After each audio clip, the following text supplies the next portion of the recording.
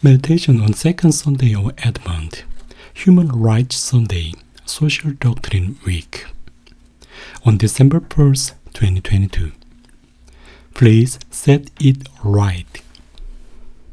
It is the day when we light the second candle of Advent, with fervent prayers for the Lord to come among us.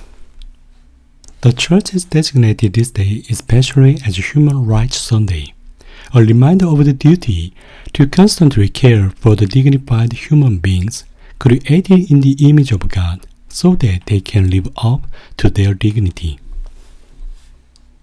In addition, in response to various challenges in society, efforts for new evangelization are emphasized by designating it as Social Doctrine Week, so as not to forget the precious duty of the people of God to preach the gospel in a new way. This reflects the desire that the shadows of this world, darkened by human scars, be filled with new hope as the time of the coming of the Lord, who is the light, draws closer. The rights and responsibilities that humans have as human beings are very natural. Love, respect, and the desire to be recognized and valued are core to everyone without exception. It is not because of any conditions that become a person's background, but because a human being is already incomparable to anything just by being born and breathing. A person is an absolute being that cannot be rated compared to other people. Above all, a person should be an end in itself, not a means. In fact, wouldn't it be a reasonable word if no explanation is needed for this fact? Wouldn't it be correct if there were no additional explanations about the obvious? The truth is to be proven as it is, and there should be no reason for extraneous expressions to be added. The sun rises, the wind blows, the night comes. Why are you moved by the naturalness created by nature?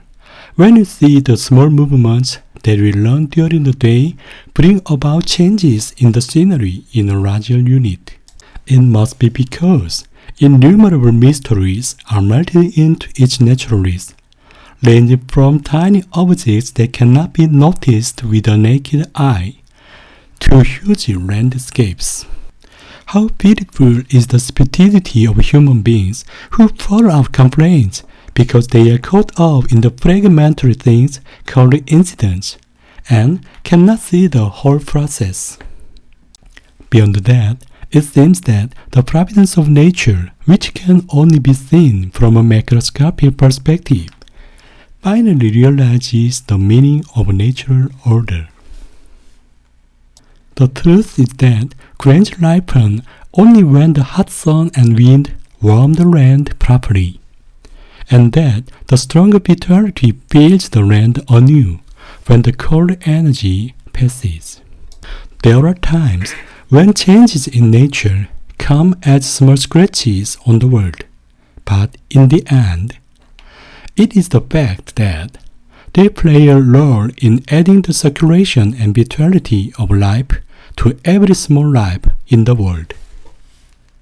The wounds and pains you experience when you look at short moments like small fragments, as well as the hope that when it is time to look back on life, you will be able to embrace the gratitude created by positivity.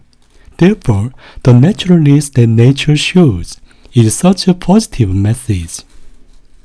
On a talk show, the saying that positivity is not trying to fill a negative situation or environment with a opposite brightness touched my heart. This is because the explanation that to deny the negative is not positive, but rather to distort the situation of the negative, is really appropriate. It should be made clear that positivity means acknowledging that certain facts or thoughts are correct. That is, looking at and accepting what is given as it is. Just as every single flower that blooms on the roadside keeps its original appearance within the providence of nature. And just as each flower is respected and accepted as precious without being left unattended. A shoot shall sprout from the stem of Jesse, and from his roots a bud shall blossom. The Spirit of the Lord shall rest upon him, a spirit of wisdom and of understanding, a spirit of counsel and of strength, a spirit of knowledge and of fear of the Lord. Not by appearance shall he judge, nor by hearsay shall he decide, but he shall judge the poor with justice, and decide aright for the lands afflicted. There is a passage like this in a part of In the Soil in That Wind, a collection of essays left by the late Lee Ryong. Unless you look into the wounds and cavities, you will not be able to truly understand the landscape of delicate colors spread out there. You wouldn't know it unless you saw the bulging bellies of country children with gastric enlargement. Smell the sweat of cheekbones country women, and heard their songs and casual chatter.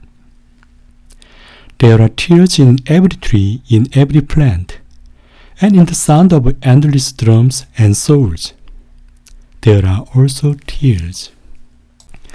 If you really want to know someone, shouldn't you approach that person and listen with an open heart to their words, their tears, their wounds, their joys, and their sighs of sorrow?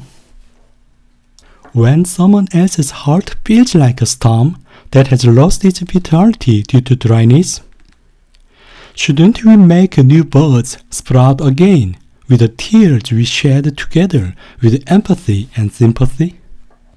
The arrogant judgment that judges what is seen and what is heard, and even wants to judge it, should not be called true wisdom, dispensation, and courage, and discernment of the Holy Spirit of knowledge and reverence. Welcome one another, then, as Christ welcomed you, for the glory of God. Article 618 of the Code of Canon Law states, the authority which superiors receive from God through the ministry of the Church is to be exercised by them in a spirit of service. In fulfilling their office, they are to be docile to the will of God, and are to govern those subject to them as children of God. By their reverence for the human person, they are to promote voluntary obedience. They are to listen willingly to their subjects and foster their cooperation for the good of the Institute and the Church, without prejudice, however, to their authority to decide and to command what is to be done. This article points out that the authority of judgment and orders of church superiors is not explained by the superiority of power of people, but is necessary for discernment of what is to be done. And this means that the so-called superiors are not those in power, but are called to serve and help those entrusted to them mature and grow into people who reveal the glory of God through obedience to God's will, and humble respect and service to those who accompany them. This is emphasized not to forget. Like John the Baptist, who did not hesitate to confess, "I am not the Messiah," we must learn from God's merciful love and keep the humility of looking at one another as people called together for the glory of God. The flowers of that field do not quarrel, respecting the place where they naturally bloom together. They bloom beautifully and form a flower garden. Likewise, Each of us is invited to radiate the beauty we are given, to cultivate God's way and to decorate the garden. A voice of one crying out in the desert, "Prepare the way of the Lord, make straight his paths." A work that can never be accomplished with one's own strength. The work of setting it right. The Lord calls us to do the work that straightens the crooked roads and brightens the shadowy places with the fairness and justice of this world, as the Lord desires.